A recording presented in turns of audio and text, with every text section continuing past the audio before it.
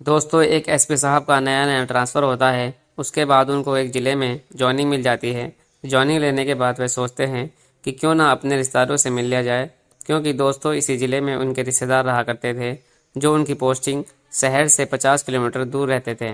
दोस्तों, शाम का समय हो रहा था तो एसपी साहब जल्दी जल्दी से अपनी कार से अपने रिश्तेदारों से मिलने के लिए निकल जाते हैं। धीरे धीरे ऐसे ही सफ़र करते करते उन्हें रात के 9 बज जाते हैं। जब वह रोड पर कार चला रहे होते हैं तो एक सुनसान इलाके से उनकी गाड़ी खराब हो जाती है। तो वह बहुत कोशिश करते हैं उसको फिर से स्टार्ट करने की, लेकिन गाड़ी स्टार्ट होने का ही नाम नहीं लेती। फिर वे इधर उधर देखते हैं कि शायद कोई आदमी मिल जाए जिससे वे मदद मांग सके। तभी उन्हें एक आदमी दिखाई देता है। वह उसे बुलाते हैं और उससे पूछते हैं कि क्या यहाँ आसपास कोई कार मैकेनिक मिल सकता है।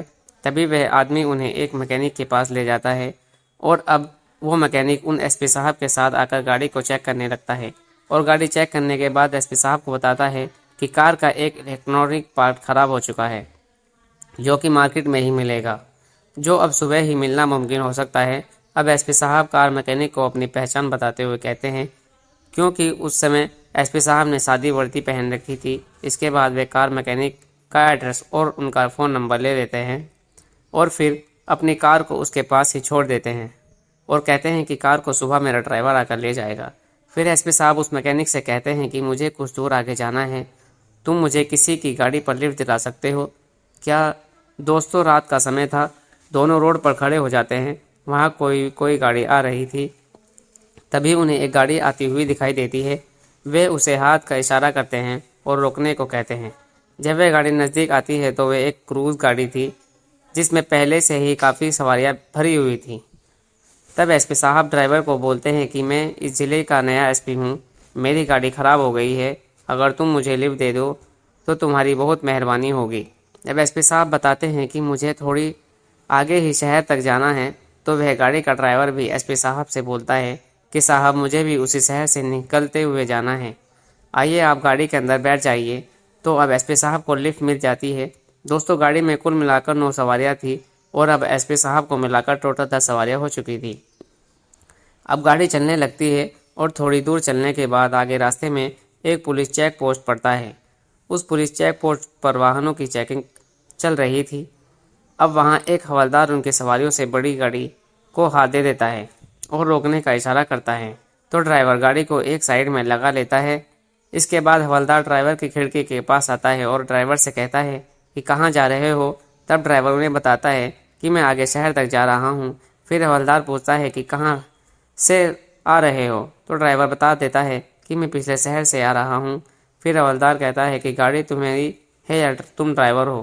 तो ड्राइवर बोलता है कि ये साहब, ये मेरी निजी गाड़ी है और मैं सवारी इधर उधर पहुँचाया कर किराया पैक करके पैसा कमाता हूँ। तो हवलदार कहता है कि अच्छा, ज़रा गाड़ी के कागजात तो चेक कराओ।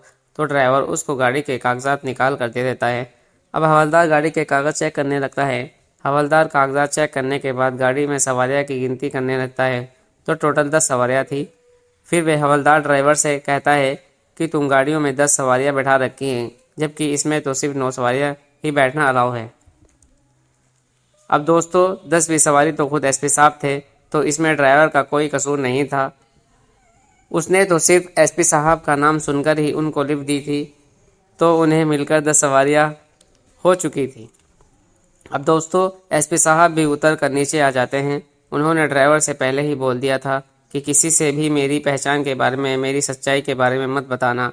अब हवलदार उस गाड़ी के ड्राइवर से कहता है कि आओ, तुम्हें मैं अपने साहब के पास लेकर चलता हूँ। उनके साहब कुछ दूर पर एक टीन सेट के नीचे कुर्सी डाले हुए बैठे थे, तो वह उनके पास जाकर गाड़ी के सभी कागजात साहब के आगे टेबल पर रख देता है और उनसे कहता है कि साहब, गाड़ी में 10 सवारियां हैं, लेकिन गाड़ी का पार्सिंग सिर्फ 9 सवारियों का ही है। इतना सुनने के बाद वहां खड़े एसपी साहब भी बोल पड़ते हैं कि बड़े साहब, मेरी गाड़ी रास्ते में ख़राब हो गई थी, तो इसलिए मैंने रास्ते में इनसे लिफ्ट मांग ली थी, तो मुझे मिलाकर ही 10 सवारियाँ हो गई है। मैं आपसे विनती करता हूँ कि आप प्लीज़ इनका चालान मत कीजिए, इन्हें ऐसे ही जाने दीजिए, ये बेचारे मेहनत करके पैसा कमाते हैं। तो अब जो बड़े साहब होते हैं वे गाड़ी के कागजात चेक करने के बाद कहते हैं इसका 20,000 का चालान काट दो। अब हवलदार ड्राइवर और एसपी साहब का के थोड़े करीब जाते हैं और उनके कान में धीरे से बोलता है अगर तुम बड़े साहब को 5,000 फाइन देकर चुपचाप यहाँ से निकल जाओ। इसके बाद एसपी साहब ड्राइवर से कहते हैं कि ठीक है, तुम ऐसा ही कर लो, हम वीडियो रिकॉर्डिंग कर रहे हैं। तो ड्राइवर ऐसा ही करता है और एसपी साहब के पास साथ बड़े साहब के पास पहुंच जाता है। तब एसपी साहब बड़े साहब से कहते हैं कि साहब 5,000 में काम चला लीजिए। लेकिन बड़े साहब कहते हैं कि अगर जाना है तो 10,000 ही फाइन लगेगा, वरना 20,000 का चालान काट देते हैं, तुम बाद में जमा कर देना। इतना सुनते ही अब हवलदार भी चालान काटने लगता है। तो एसपी साहब 10,000 लेकर बड़ी ही सफाई से चुपचाप अपनी जेब में डाल लेते हैं और कह देते हैं कि इनकी गाड़ी को अब आगे जाने दो। अब एसपी साहब और ड्राइवर पैसे देकर वहां से जाने लगते हैं। जाते जाते बड़े साहब ड्राइवर को समझाते हैं, कहते हैं कि आगे से ध्यान रखना, पार्सिंग से ज़्यादा सवारियाँ कभी भी गाड़ी में मत बिठाना। अब ड्राइवर अपनी गाड़ी के पास जाने लगा, लेकिन एसपी साहब उसे रोक लेते हैं। फिर वे बड़े साहब से कहते हैं कि सरकार ने तुम्हें यहाँ जनता की सेवा के लिए रखा है, लोगों को परेशान करने के लिए नहीं। तुम ये फाइन नहीं बल्कि रिश्वत ले रहे हो। पता नहीं आज तुम कितनी रिश्वत ली होगी, तुम लोग को बेवजह परेशान करते हो। जब ये बात बड़े साहब सुनते हैं तो उन्हें गुस्सा आ जाता है। वे हवलदार से कहते हैं कि ये लोग ऐसे नहीं मानने वाले, इनका इलाज करना ही पड़ेगा, चलो अब इनका चालान काट दो। तो इस पर एसपी साहब कहते हैं कि तुम्हारे जैसे पुलिस वालों को सस्पेंड कर देना चाहिए, इतनी रिश्वत लेते हैं और जनता को बेवजह परेशान करते हैं।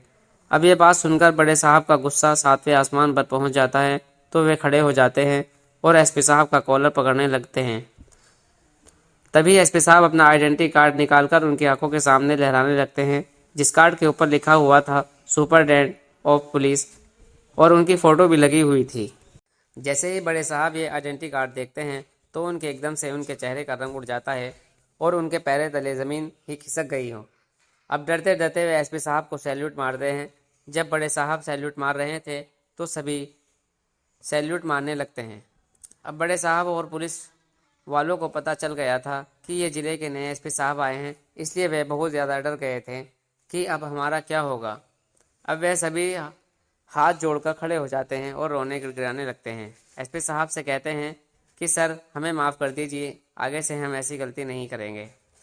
हम अपने बच्चों की कसम उठाते हैं, अगर आगे से हमने कुछ ऐसी रिश्वत ली तो दोस्तों टाइम काफ़ी हो चुका था। क्रूज़ की सभी सवारियां भी वहां आ चुकी थी और सभी लोग ये नज़ारा अपनी आंखों से देख रहे थे। तभी उन सवारियों में एक सवारी बोलती है कि साहब, इन्होंने बहुत लूट मचा रखी है, ये गरीबों को बहुत ज़्यादा परेशान करते हैं, ये लोग किसी को भी खाली हाथ नहीं जाने देते, हर एक से यह रिश्वत लेते हैं, चाहे कागज़ पूरे हो तब भी ये लोग रिश्वत ही मांगते हैं। कागज़ों में कोई न कोई कमी निकाल देते हैं और फाइन का नाम लगाकर बस इनको तो पैसे ही चाहिए। तब एसपी साहब कहते हैं कि सुन लो, अपने कानों के पर्दे खोलकर, कैसे तुमसे ये आम जनता दुखी है। अब ड्राइवर भी बोल पड़ता है कि हमारे यूनियन के ड्राइवर बता रहे थे कि इन्होंने उनसे भी बेवजह रिश्वत ली है। ये हर बार उनको रोकते हैं और कुछ न कुछ पैसे उनसे ऐंठे लेते हैं। वो इन लोगों से बहुत ज़्यादा परेशान हो चुके हैं। सर, आप इनको माफ़ मत करना, इनको ऐसे ही मत छोड़ना, इन्होंने लोगों को बहुत ज़्यादा परेशान किया हुआ है। जब लोग इतना बोलते हैं तो एसपी साहब कहते हैं कि अब बताओ मैं तुम्हें कैसे छोड़ दूं, तुमसे लोग बहुत ज़्यादा परेशान हैं, तुम्हें लोगों की सेवा करने के लिए रखा गया है और तुम लोगों को लूट रहे हो। तब एसपी साहब उन पर एक्शन लेते हुए उन सभी को सस्पेंड कर देते हैं और अपने बड़े अधिकारियों को सूचित कर देते हैं और वहाँ पर नया स्टाफ तैनात करने के लिए बोलते हैं। इसके बाद वो क्रूज़ वाले के साथ अपने सारी में चले जाते हैं और सुबह अपने ड्राइवर को अपनी गाड़ी लेने के लिए भेज देते हैं और खुद जिले मुख्यालय में आ जाते हैं। अब वहाँ से अपनी सरकारी लाल बत्ती वाली गाड़ी में बैठकर उसी क्रूज ड्राइवर के पास जाते हैं, उनकी यूनियन से मिलते हैं और वहाँ ड्राइवर का बहुत ध्यान करते हैं कि तुमने रिश्वतखोर पुलिस वालों को पकड़वाने में मेरी सहायता की और साथ ही मैं तुम्हें धन्यवाद करता हूँ कि तुमने मुझे ज़रूरत के समय लिफ्ट दी थी। अब वे सभी ड्राइवर से कहते हैं कि अगर तुम्हें कोई भी मेरी ज़रूरत पड़े तो मुझे ज़रूर बताना, कोई भी नाके वाला, कोई भी पुलिस वाला तुमसे रिश्वत मांगे तो मुझे कॉल करना, मैं ज़रूर तुम्हारी मदद करूंगा। इसके बाद वह उनको अपना नंबर देते हुए नसीहत भी करते हैं कि आप लोग भी पूरी एहतियात से गाड़ी का परमिट कराकर ही गाड़ी को रोड पर चलाया करो।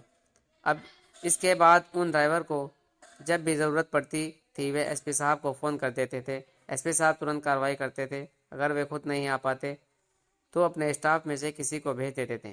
एसपी साहब ने ऑडियो रिकॉर्ड ड्राइविंग ड्राइवर से ले ली थी। अब उन पुलिस वालों पर केस चलता है। इसके बाद उनको कोर्ट में पेश किया जाता है और सबूत के तौर पर वो वीडियो दिखाई जाती है। जब जज उन्हें वहां से सज़ा सुनाते हैं और उन्हें जेल भेज देते हैं और इसी के साथ उनकी प्रॉपर्टी की भी जांच की जाती है कि इन्होंने रिश्वत के पैसे से कितनी प्रॉपर्टी बनाई है। तो दोस्तों, एक ईमानदार एसपी साहब ने ईमानदारी से अपनी ड्यूटी निभाई और रिश्वतखोर पुलिस वाले को सस्पेंड कर दिया। दोस्तों, सभी पुलिस वाले रिश्वत नहीं लेते, कुछ ही पुलिस वाले रिश्वत लेते हैं जिन्होंने पूरे महकमे को बदनाम करके रखा है, पूरे डिपार्टमेंट को बदनाम करके रखा है। पुलिस वालों का नाम सुनकर ही लोगों के दिले में रिश्वत का ख्याल पहले ही आ जाता है, अपना पैसा जाने का ख्याल उनके मन में पहले ही आ जाता है। लेकिन बहुत ज़्यादा पुलिस वाले ईमानदार भी होते हैं, जिनकी वजह से हमारा देश तरक्की कर रहा है। लगभग रिश्वत लेने वाले लोग आपको हर एक डिपार्टमेंट में मिल ही जाएंगे। दोस्तों, इस कहानी को सुनने का मकसद किसी को दुखी करना या परेशान करना बिल्कुल भी नहीं है। ये कहानी बताती है कि आपको रिश्वत से परहेज करना चाहिए, क्योंकि अगर आप कानून की नज़रों में नहीं आते तो लोगों की नज़रों में नहीं आते, लेकिन भगवान की नज़रों में तो कभी बच नहीं सकते। भगवान तो सभी को देख रहा है, इसलिए बेईमान की कमाई से परहेज करना चाहिए। तो दोस्तों, आपको ये कहानी कैसी लगी कमेंट बॉक्स में अपने विचार अवश्य हमें ज़रूर बताएं।